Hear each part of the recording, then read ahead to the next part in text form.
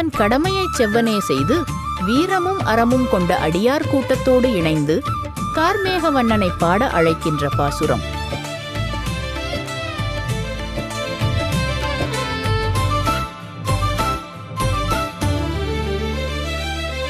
கற்றுக்கரவை கணங்கள் பல கறந்து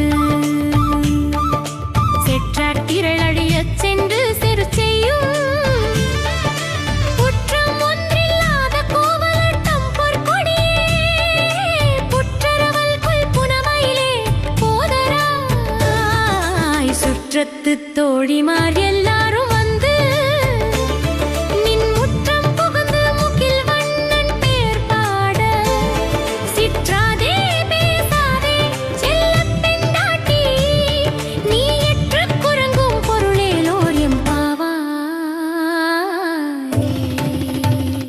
இளம் கன்றுகளை உடைய பசுக்களின் பாலை கறந்து தன் கடமையை முடிப்பவர்கள் உங்கள் குலத்தினர்.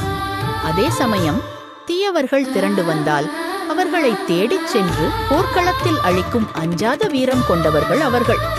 தர்மத்தின் வழி நடப்பதால் எந்த குற்றமும் அண்டாத அந்த கோவலர் குலத்தின் பொற்கொடி போன்றவளே, நாகத்தை போன்ற இடையழகும் மயில் போன்ற சாயலும் கொண்ட பெண்ணே, வெளியே வா.